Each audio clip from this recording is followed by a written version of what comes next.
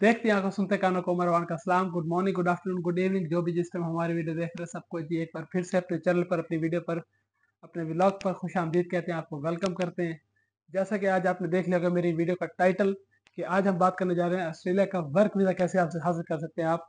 क्योंकि ये इन्फॉर्मेशन मैं आज इसीलिए शेयर करना चाह रहा था, इसीलिए ये इन्फॉर्मेशन देना चाह रहा था क्योंकि ये इन्फॉर्मेशन मुझे जब मैं वीज़ा अप्लाई कर रहा था अपना ऑस्ट्रेलिया के लिए, तो मुझे इतनी खास इन्फॉर्मेशन मिली नहीं थी या पता नहीं था उस वक्त। अगर मुझे इन्फॉर्मेशन मिली होती तो मैं खुद ही अप्लाई करता, मैं किसी एजेंट या कंसल्टेंट के थ्रू अप्लाई नहीं करता वीज़े के बारे में। तो आज मैं आपको पूरी डिटेल से आपको बताता हूँ कि आपने ऑस्ट्रेलिया का अगर वर्क वीज़ा अप्लाई करना चाहते हैं तो आप कैसे कर सकते हैं, आप यहाँ पर जॉब अप्लाई कैसे कर सकते हैं या कैसे आप जॉब तलाश कर सकते हैं। सबसे पहले ऑस्ट्रेलिया में वर्क वीज़ा हासिल करने के लिए जी काफ़ी अपॉर्चुनिटीज़ होती है, काफ़ी डिफरेंट वेज़ होते हैं कि आप ऑस्ट्रेलिया के अंदर कैसे एंटर कर सकते हैं। डिफरेंट सब क्लास होती हैं, सब क्लास को इन्होंने डिवाइड किया हुआ है, इन्होंने वीज़ा कैटेगरीज़ को सब क्लास में डिवाइड किया हुआ है। जैसे कि वर्क वीज़ा हो गया, स्टूडेंट वीज़ा हो गया, पेरेंट्स वीज़ा हो गया, चाइल्ड वीज़ा हो गया, स्पाउस वीज़ा हो गया। There are many different visas, उनमें से आज हम जो डिस्कस करने जा रहे हैं वो है जी वर्किंग वीज़ा सब क्लास 482 वीज़ा। ये स्पॉन्सर वीज़ा भी कहलाता है। जिस वीज़े पर हम आए हैं तो इसके डिफरेंट कैटेगरीज़ होती है। 482 वीज़े की भी आगे कैटेगरीज़ होते हैं, जैसे कि 3 हिस्सों में ये डिवाइड होता है यहाँ पे। शॉर्ट टर्म वीज़ा, मीडियम और ये लॉन्ग टर्म, और इसके अलावा तीसरा होता है जी लेबर एग्रीमेंट वीज़ा। ठीक है? तो आज हम बात करेंगे जी शॉर्ट टर्म और मीडियम टर्म पर। लेबर एग्रीमेंट पर बात नहीं करेंगे क्योंकि ये लेबर एग्रीमेंट जो होता है ये एक लेंथी प्रोसेस भी कह सकते हैं इसको, थोड़ा-सा लंबा प्रोसेस भी होता है और डिफरेंट प्रोसेस है। इनके शॉर्ट टर्म और मीडियम टर्म से लेबर वाला एग्रीमेंट, लेबर एग्रीमेंट स्ट्रीम, ये डिफरेंट प्रोसेस है। तो उसको एक अलग से एक वीडियो बनानी पड़ेगी या अलग से एक आपको इन्फॉर्मेशन देनी पड़ेगी। तो आज हम डिस्कस कर रहे हैं ओनली शॉर्ट टर्म और मीडियम टर्म पर। शॉर्ट टर्म और मीडियम टर्म को दो मैं हिस्सों में डिवाइड कर दूंगा। पहले आपको बताता हूँ शॉर्ट टर्म के बारे में कि इसका क्या क्या क्राइटेरिया होता है, या इसकी फीस कितनी होती है, या इसकी एलिजिबिलिटी क्या होती है, और मीडियम टर्म के लिए इसकी फीस कितनी होती है, इसकी एलिजिबिलिटी क्राइटेरिया क्या होता है, और इसको आप कैसे अप्लाई कर सकते हैं, इसका वीज़ा कितने साल का होता है। तो जी शॉर्ट टर्म का जो वीज़ा होता है वो होता है जी 2 साल के लिए वीज़ा मिलता है आपको, और after 2 year you can renew it. 2 साल का आप आगे भी रिन्यू कर सकते हैं 2 साल के बाद। और इसकी फीस जो होती है वो होती है जी $1465 इसकी फीस होती है। और अगर आपके आपके साथ आपके स्पाउस, आपके हस्बैंड या वाइफ अप्लाई कर रहे हैं तो वो भी सेम फीस ही अप्लाई करेंगे, $1465 फीस पे करनी पड़ेगी। अगर आपके पास बच्चा है, एक बच्चा है, 2 हैं, 3 हैं, 4 है, तो पर बच्चे की फीस होती है $365। शॉर्ट टर्म वीज़े पे अगर आप शॉर्ट टर्म कैटेगरी में आप अगर अप्लाई कर रहे हैं तो 482 वीज़े के साथ, तो वो उस बच्चे की फीस होगी $365। आपकी प्राइमरी एप्लीकेंट की होगी $1465, और आपकी स्पाउस की वीज़े की फीस भी $1465 होगी। अब बात करते हैं जी मीडियम टर्म के बारे में। मीडियम टर्म का जो वीज़ा होता है वो वीज़ा लगता है आपका 4 साल का। 4 साल बाद वो is leading to PR. Short term का क्या था, पहले ये होता था कि शॉर्ट टर्म वीज़ा जो होता था वो आप लीडिंग टू पीआर नहीं था, लेकिन अब जो न्यू गवर्नमेंट है इन्होंने अलाउ कर दिया था कि ये भी after 2 year you can apply for the PR. तो मीडियम टर्म जो है, मीडियम टर्म में भी आपको 4 साल का वीज़ा मिलता है, और उस 4 साल में आपने एम्प्लॉयर के पास 3 साल में काम करना होता है। 3 साल बाद आपको पीआर लीडिंग के लिए, लीडिंग टू पीआर अप्लाई कर सकते हैं। टर्म्स एंड कंडीशन वेरी करती हैं टाइम टू टाइम यहाँ पर इस वीज़ा कैटेगरी में भी। और इस वीज़े की फीस है जी $3065 फीस है जी पर एप्लीकेंट की। अगर आपके साथ स्पाउस आते हैं, हस्बैंड या वाइफ, तो उसकी भी सेम फीस अप्लाई होगी $3065। और फिर अगर आपका बच्चा है तो बच्चे की फीस यहाँ पर थोड़ी हाई रहती है। आगे जैसे आपने देखा कि मीडियम टर्म में फीस 3065 हो गई, और स्पाउस की भी 3065 हो गई। वहाँ पर शॉर्ट टर्म में 1465 और इसकी 3065।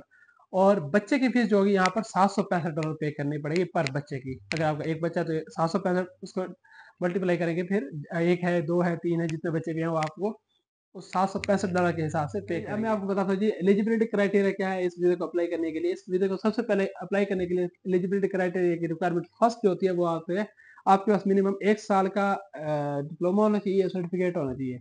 यहाँ पर ऑस्ट्रेलिया में सर्टिफिकेट होते हैं, कुछ भी ट्रेड कोर्स होते हैं या कुछ भी कोर्स में। अगर आप इस जॉब को अप्लाई कर रहे हैं या 482 वीज़े को अप्लाई कर रहे हैं या पीआर भी अप्लाई कर रहे हैं इवन, तो वो मिनिमम सर्टिफिकेट वो आपसे पूछते हैं कि आपके पास कौन सा सर्टिफिकेट है, सर्टिफिकेट 3, 4 या डिप्लोमा है किसी भी साल का, कितने भी साल का, 1 साल, 2 साल का। तो इस वीज़ा को अप्लाई करने के लिए आपके पास कम से कम 1 साल का डिप्लोमा होना चाहिए या सर्टिफिकेट होना चाहिए। तो किसी भी फील्ड का, अगर आप शेफ़ हैं, कुक हैं, बार्बर हैं, आप किसी भी प्रोफेशन से हैं तो आपको मिनिमम यहाँ पर 1 साल का डिप्लोमा या आप बैचलर या मास्टर डिग्री होना ज़रूरी है, वो तो एक वेल एंड गुड बात है। लेकिन मिनिमम आपके लिए डिप्लोमा शो कराना ज़रूरी होता है।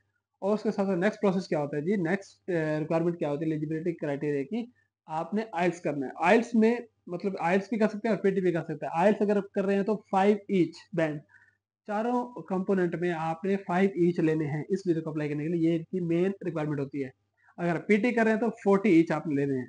नेक्स्ट क्राइटेरिया आपका आ जाता है जी वर्क एक्सपीरियंस। तो वर्क एक्सपीरियंस अगर आपके पास 1 साल का या 2 साल का डिप्लोमा है, बैचलर डिग्री आपके पास, मास्टर डिग्री है, तो मिनिमम 2 इयर्स का एक्सपीरियंस आपको शो करना। नेक्स्ट बात पे आते हैं जी, डॉक्यूमेंटेशन क्या होती है? डॉक्यूमेंटेशन मतलब कि आपका डॉक्यूमेंटेशन तो नॉर्मल आपको यहाँ पे शो करनी पड़ती है, जैसे कि आपकी डिप्लोमा होगी, जिसमें पहले बात की डिप्लोमा या सर्टिफिकेट या बैचलर मास्टर डिग्री के, वो आपको शो कराने पड़ते हैं। उसके अलावा आपको एक्सपीरियंस के सर्टिफिकेट शो कराने पड़ते हैं, एक्सपीरियंस लेटर होते हैं, बैंक स्टेटमेंट होती हैं कि बैंक सैलरी स्लिप्स होती है, और उसके अलावा रेफरेंस लेटर हो गए कंपनी के, जिस जिस कंपनी में आपने काम किया है या जो भी आपने काम किया है, तो वो इवन के हर एक चीज़ पूछते हैं आपसे, ये सब डॉक्यूमेंट। और उसके अलावा नेक्स्ट डॉक्यूमेंट होता है जी पुलिस क्लियरेंस सर्टिफिकेट।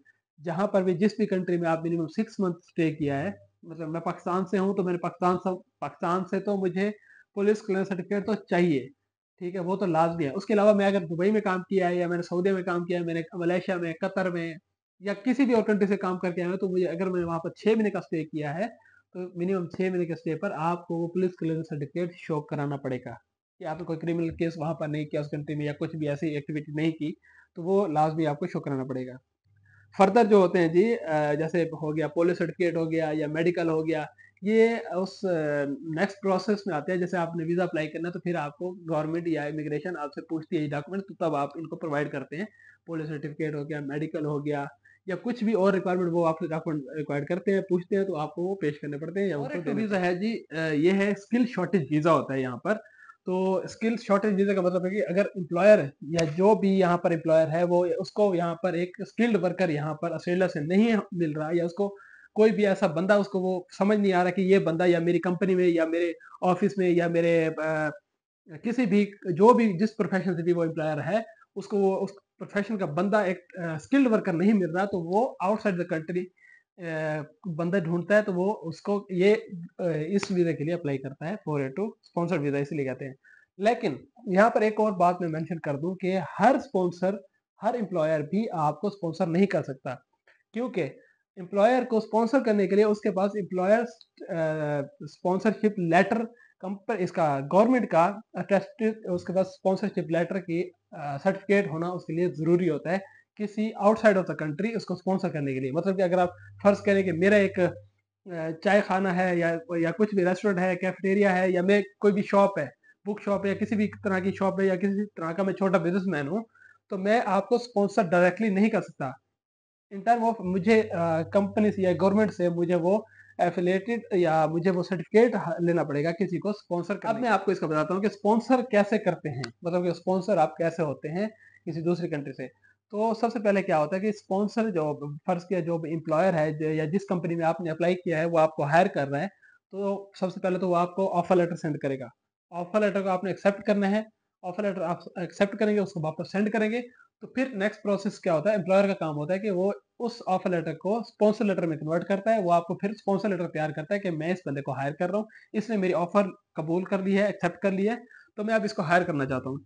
तो वो जो स्पॉन्सर लेटर बनाएगा, उस स्पॉन्सर लेटर को भी आपको सेंड करेगा, और वो आपको दिखाएगा कि उस पर सिग्नेचर वगैरह भी होते हैं कि आपने स्पॉन्सर लेटर को एक्सेप्ट किया है। उसके बाद वो एम्प्लॉयर उस स्पॉन्सर लेटर को रजिस्टर्ड कराने के लिए या उसको अटेस्ट करवाने के लिए गवर्नमेंट को सेंड करेगा, और उसकी फीस भी वो एम्प्लॉयर पे करेगा। जितनी भी फीस होगी उसकी 200, 400, 500 डॉलर, या जितनी भी उस फीस होगी डॉलर में, वो उसकी जिम्मेदारी उस एम्प्लॉयर पर होती है, ना कि एम्प्लॉयज पर। ये जैसे कि आप जो हायर हो रहे हैं, आपने वो फीस पे नहीं करनी या नहीं कर सकते, वो एम्प्लॉयर की ही जिम्मेदारी होती है। अब हम इसके बात करते हैं जी बेनिफिट पर। वीडियो काफ़ी लंबी हो रही है, मैं आपको टोटल एक तफसील से एक चीज़ समझा रहा हूँ, ताकि उसका क्राइटेरिया क्या होता है, वीज़ा क्या होता है, इसको कैसे अप्लाई करते हैं, या आपका क्या रोल होता है, एम्प्लॉयर को क्या रोल होता है। तो आगे मैं इसके चल के इस बेनिफिट के बताने के बाद मैं आपको फिर ये भी बताता हूँ कि आपने वीज़ा अप्लाई कैसे करना है। जैसे कि मैंने वीडियो के शुरू में कहा कि आप इस वीज़ा को कैसे अप्लाई कर सकते हैं बिना किसी एजेंट या लॉयर के।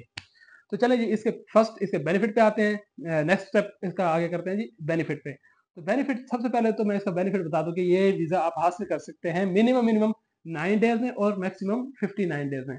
मतलब ये कहने की बात है, अगर depend on you, depend on the company, depend on the immigration time department also.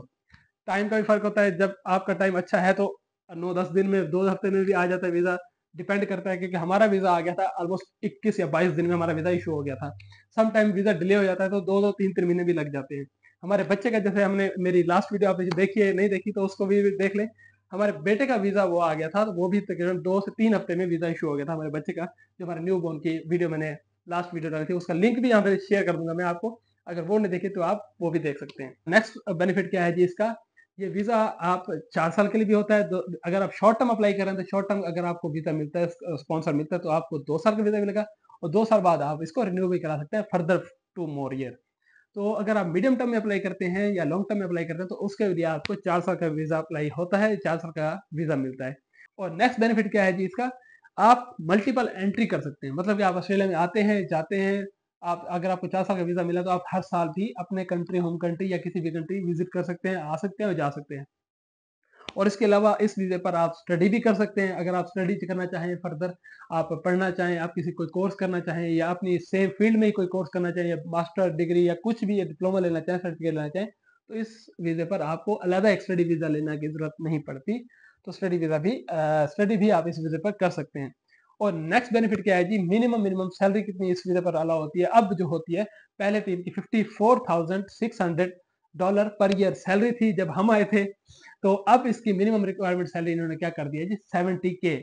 जो नए आने वाले वीजे हैं या जो नए 482 वीजा होल्डर होंगे या अब लग रहे हैं, तो उनके लास्ट ईयर से, दिसंबर 2023 से ही लागू कर दिया था कि अब 70K मिनिमम सैलरी आप लेंगे अगर आप इस वीजे पर आते हैं तो। हाँ जी, तो अब तक मैंने आपको ये बताया कि ये 482 वीजा होता क्या है, ये कैसे होता है, या इसकी रिक्वायरमेंट क्या होती हैं, इसके डॉक्यूमेंटेशन वगैरह के बारे में आपको सारा कुछ बताया, इसकी सैलरी के या सब कुछ मैंने आपको ये बता दिया।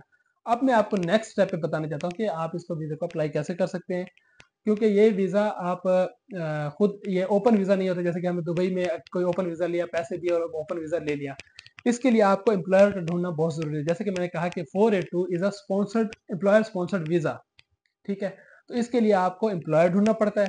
सबसे मेन जो इसकी बड़ी बात है कि आपको एम्प्लॉयर ढूंढना पड़ेगा। तो एम्प्लॉयर कैसे आप ढूंढेंगे, लिंक मैं यहाँ पर शेयर करूंगा गवर्नमेंट की वेबसाइट का, कि जहाँ से आप गवर्नमेंट के जो एम्प्लॉयर होते हैं या गवर्नमेंट से रजिस्टर्ड एम्प्लॉयर होते हैं, तो वो आप वहाँ से अप्लाई कर सकते हैं। तो सबसे पहले क्या करना है जी, आपने अच्छी सी एक सीवी बनानी है। यहाँ पर सीवी के साथ साथ आपने अपना अच्छा सा एक कवर लेटर बनाना है। कवर लेटर बनाने के, सीवी और कवर लेटर बनाने के बाद आपने अपनी प्रोफाइल बनानी है इंडीड पर, सीक पर और लिंक्डइन पर। इन 3 प्लेटफॉर्म पर आपने अपनी सीवी को अच्छे से अपलोड करना है। यहाँ पर ही आप अपने एम्प्लॉयर को ढूंढेंगे। फर्ज किया कि आप एक अच्छे आईटी डिपार्टमेंट से हैं, या अच्छे आप किसी अकाउंट डिपार्टमेंट से रिलेटेड है, आपको अकाउंट का अच्छा एक्सपीरियंस है, या आपको लॉजिस्टिक का अच्छा एक्सपीरियंस है, आपको कुकिंग का अच्छा एक्सपीरियंस है, आप बार्बर हैं, आप प्लम्बर हैं, आप इलेक्ट्रिशियन हैं, या आप किसी भी प्रोफेशन से रिलेट करते हैं, तो आप अपने एम्प्लॉयर को इस 3 या 4, वो जो 3 प्लेटफॉर्म बताए हैं, लिंक्डइन, इंडीड और सीक, ये इंटरनेशनल भी हायर करते हैं। यहाँ पर ये हर एक चीज रिक्वायरमेंट अपने एम्प्लॉयज को ढूंढने के लिए यहाँ पर वो पोस्ट करते हैं। तो आप वहां से इनको कांटेक्ट करेंगे, तो वहां से ही अब आप अप्लाई करेंगे, अपना एम्प्लॉयर ढूंढेंगे। अगर उनको आपकी सीवी अच्छी लगी, आपकी प्रोफाइल अच्छी लगी, तो वो आपको जरूर कांटेक्ट करेंगे। और ऐसा होता है, ये नहीं है कि मैं आपको बात कर रहा हूँ क्योंकि मैं यहाँ पर बैठा हूँ, लोगों की वीडियोस मैंने देखी है वो आपको बता देते हैं, ऐसा पॉसिबल होता है। अगर आपकी सीवी अच्छी है, अगर आपकी प्रोफाइल अच्छी है, आपके पास एक्सपीरियंस है, आप अपने उस एम्प्लॉयर को कायल कर सकते हैं कि मैं ही आपकी कंपनी के लिए बेस्ट हूँ, तो वो आपको जरूर हायर करेगा, वो आपसे कांटेक्ट जरूर करेगा आपके सीवी या कवर लेटर देखने के बाद। आपको अच्छी सी सीवी बनानी पड़ेगी, अच्छी से कवर लेटर बनाना पड़ेगा, और आपको ये पहले कॉन्फिडेंट होना पड़ेगा कि आप ये जॉब अप्लाई कर सकते हैं और आप ये जॉब ले सकते हैं। उस एम्प्लॉयर को आप इम्प्रेस कर सकते हैं। अगर वो एम्प्लॉयर इम्प्रेस हो गया तो वो आपको सबसे पहले भेजेगा ऑफर लेटर, और फिर करना है जी आपने उस ऑफर लेटर को एक्सेप्ट, और एक्सेप्ट करने के बाद फिर आएगा आपके पास स्पॉन्सर लेटर, और जैसे स्पॉन्सर लेटर आएगा तो उसके कुछ ही अरसे बाद, महीना 1 या 2 महीने के बाद आप यहाँ पर ऑस्ट्रेलिया में लैंड कर सकते हैं इंशाल्लाह। मेरी दुआ है कि आप ज़रूर आएँ, हमारी तरह कामयाब हों। बाकी वीडियो देखने का बहुत शुक्रिया। उम्मीद करता हूँ वीडियो अच्छी लगी होगी, मैं आपको पूरी डिटेल से इन्फॉर्मेशन दे चुका हूँगा या दे पाया हूँगा, तो दी होगी मैंने इन्फॉर्मेशन, और वीडियो आपको अच्छी लगी होगी तो लाइक करें, सब्सक्राइब करें, शेयर करें, मेरे चैनल को सपोर्ट करें। मिलते हैं न्यू व्लॉग में, नेक्स्ट व्लॉग में, तब तक के लिए इजाज़त दीजिए। उमर वान को अल्लाह हाफिज़, टाटा, बाय बाय, शब बखैर।